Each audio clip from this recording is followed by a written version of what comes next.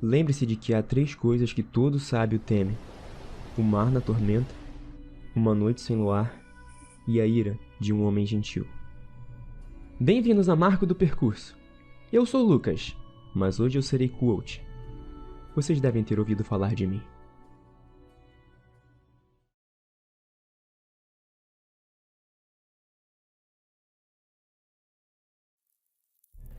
Deixemos de lado o tempo que passei sozinho na mata naquele entardecer, brincando de coisas que as crianças inventam para se divertir.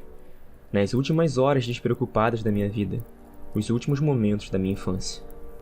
Deixemos de lado a minha volta ao acampamento quando o sol começava a se pôr, a visão dos corpos espalhados, feito bonecas quebradas, o cheiro de sangue e cabelo queimado, o modo como perambulei a esmo, desnorteado demais para ficar propriamente em pânico, entorpecido pelo choque e pelo pavor. Eu gostaria de passar por cima de toda aquela noite, na verdade. Gostaria de poupar você do fardo de qualquer parte dela se uma de suas peças não fosse necessária à história. É vital. É o eixo em torno do qual gira a história, como uma porta que se abre. Em certo sentido, é onde a história começa. Então vamos acabar logo com isso. Retalhos dispersos de fumaça se elevavam no ar parado do crepúsculo. Fazia silêncio, como se todos da trupe estivessem à escuta de algo, como se todos prendessem a respiração. Um vento indolente pelejava com as folhas das árvores e soprou um retalho de fumaça, como uma nuvem baixa, na minha direção. Deixei a floresta e atravessei a fumaça, caminhando para o acampamento. Saí da nuvem esfregando os olhos para tirar um pouco da ardência. Ao olhar em volta, vi a barraca do Trip meio desabada, ardendo em sua fogueira. A lona queimava intermitentemente, e a fumaça cinzenta e acre pairava junto ao chão, no ar sereno do anoitecer. Vi o corpo de Teren caído junto à sua carroça, a espada quebrada na mão. O verde e cinza que ele normalmente usava estava molhado e vermelho de sangue. Uma de suas pernas se contorcia numa posição antinatural, e o osso estilhaçado que varava a pele era muito, muito branco. Fiquei parado, sem conseguir desviar os olhos dele, da camisa cinzenta, do sangue vermelho, do osso branco. Fitei-os como um diagrama que eu tentasse compreender no livro. Com o corpo entorpecido, tive a sensação de tentar raciocinar imerso num xarope. Uma partezinha racional de mim se deu conta de que eu estava em choque profundo. Repetiu-me esse fato vez após outra. Usei todo o treinamento recebido de bem para ignorá-la. Eu não queria pensar no que estava vendo. Não queria saber o que havia acontecido ali. Não queria saber o que significava nada daquilo. Depois de não sei quanto tempo, um fiapo de fumaça rompeu meu campo visual. Sentei-me perto da fogueira mais próxima, aturdido. Era a fogueira da Xande.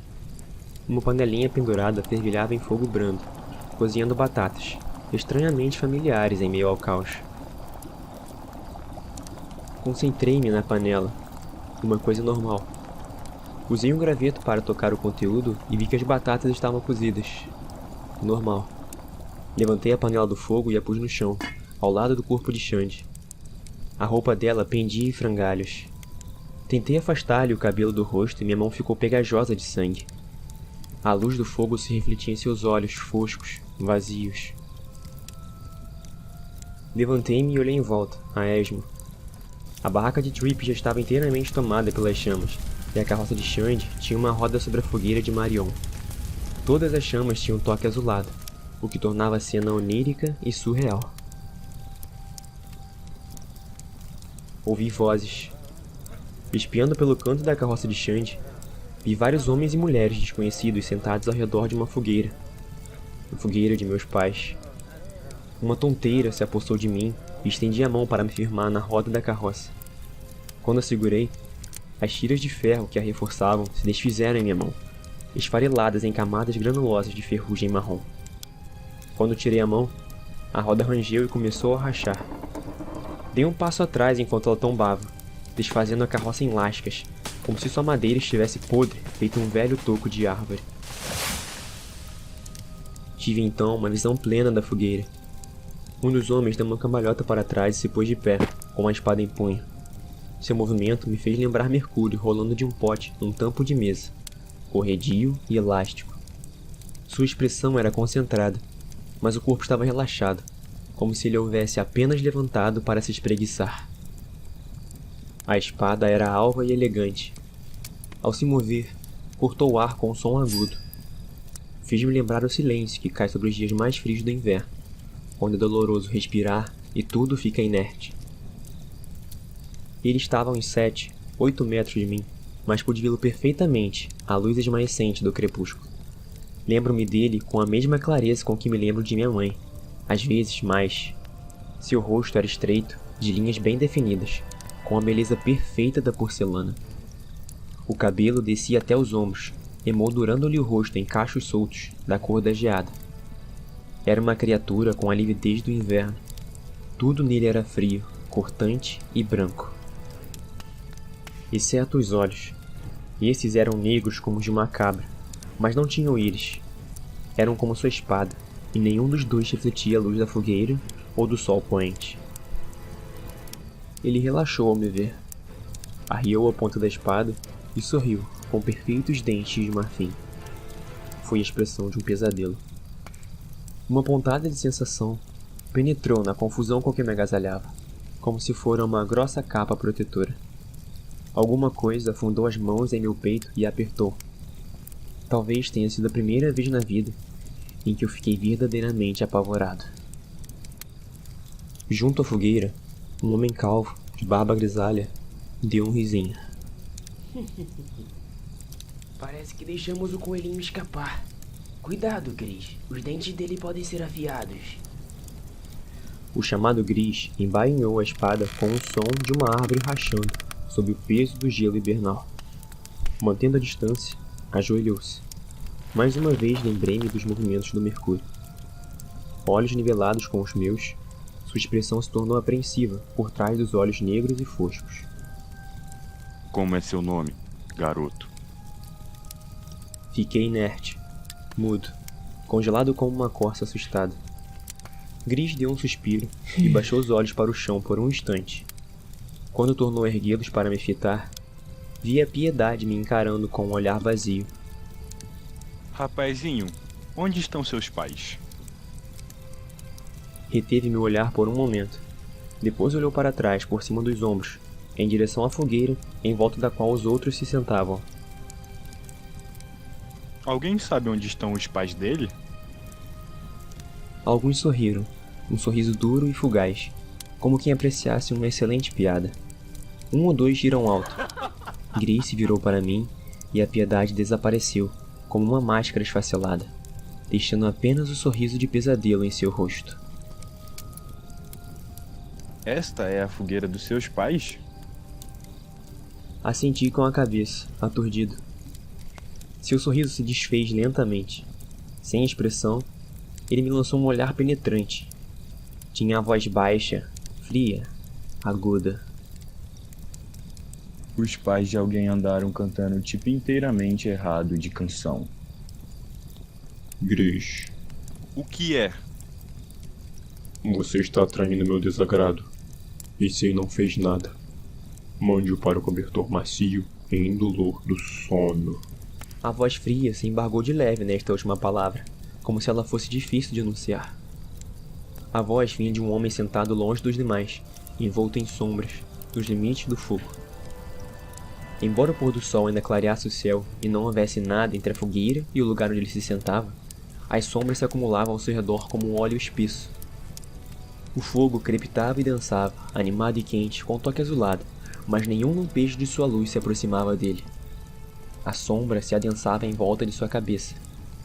Captei o vislumbre de um capuz grande e escuro, como os que usavam alguns sacerdotes, mas as sombras embaixo dele eram tão profundas que era como olhar para um poço à meia-noite.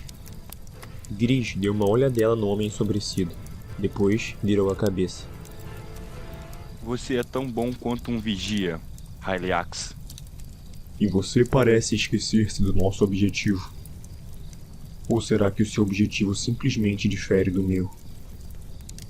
Estas últimas palavras foram proferidas com cuidado, como se encerrassem um significado especial. A arrogância de Gris o abandonou num segundo, como água despejada de um balde. Não. Não. Certamente não. Isso é bom. Eu detestaria pensar em nosso longo convívio chegando ao fim. Eu também. Relembre-me outra vez nossa relação, Gris. Eu estou a seu serviço. Você é um instrumento em minhas mãos. Nada mais. Eu gosto... Pérola. A graça mercurial de Gris desapareceu. Ele cambaleou, com o corpo subitamente enrijecido de dor. Você é um instrumento em minhas mãos. Diga-o! O queixo de Gris se travou de raiva por um instante. Depois ele teve um espasmo e gritou, mais parecendo um animal ferido que um homem. Sou um instrumento nas suas mãos. Lord Haliax. Sou um instrumento em suas mãos, Lord Haliax. Quem conhece seu nome até as entranhas, Gris? As palavras foram ditas com lenta paciência, como um professor que recitasse uma lição esquecida. O Senhor, Lord Haliax. Quem o mantém protegido dos Amir, e dos cantores, e dos Siths, de todos os que gostariam de feri-lo no mundo? O Senhor, Lord Haliax. E a que propósitos você serve? Aos seus, Lord Haliax. Aos seus, aos de mais ninguém. A tensão desapareceu do ar, e o corpo de Gris amoleceu subitamente. Ele tombou para frente sobre as mãos, e as gotas de suor pingaram de seu rosto, tamborilando no chão feito chuva. O cabelo branco lhe escorria sobre as faces. Obrigado, Senhor. Não tornarei a me esquecer. Tornará sim. Você gosta demais das suas pequenas crueldades. Todos vocês. O rosto de Haliax virou de um lado para o outro, fitando cada figura sentada ao redor do fogo. Todos se remexeram, incomodados.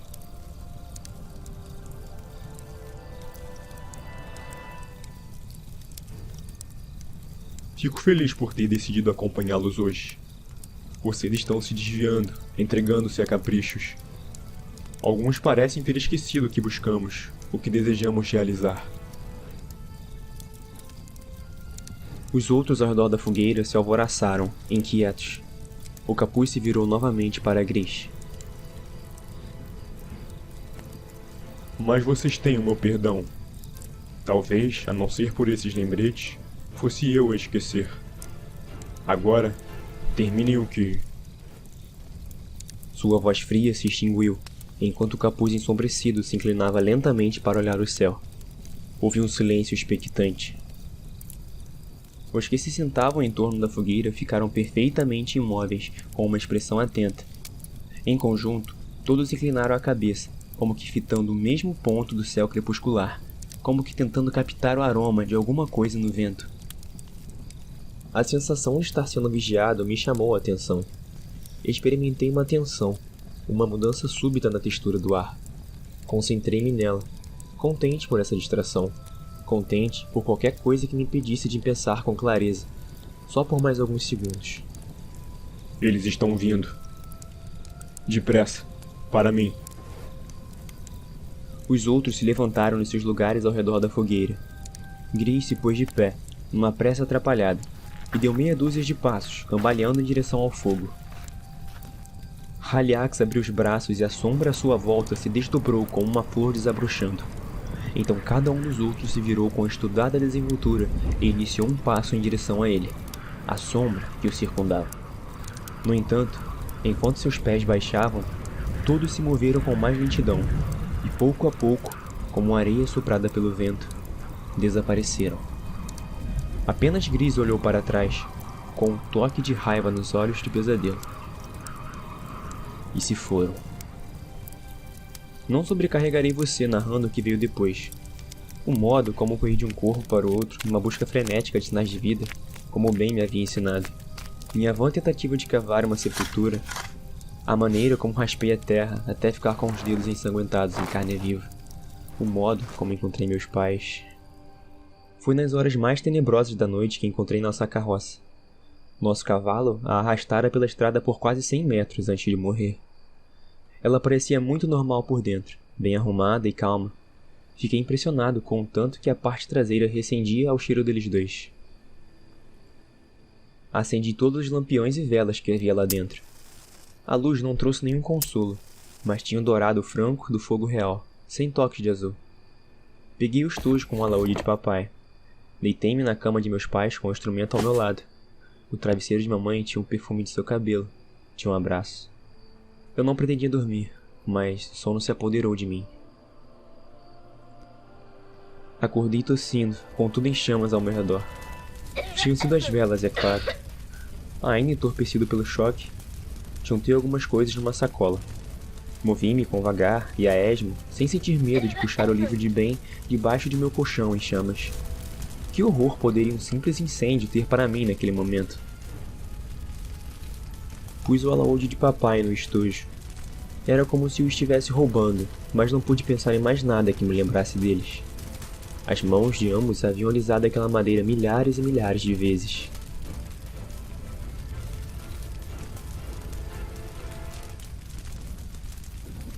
Depois disso, fui embora. Entrei na floresta e continuei andando, até o alvorecer começar a clarear as fimbres orientais do céu. Quando os pássaros se puseram a cantar, parei e arriei a sacola. Peguei o alaúde do meu pai e o estreitei junto ao corpo. Comecei a tocar. Meus dedos doíam, mas toquei assim mesmo. Toquei até sangrarem nas cordas. Toquei até o sol brilhar por entre as árvores. Toquei até ficar com os braços doloridos. Toquei, tentando não lembrar, até adormecer.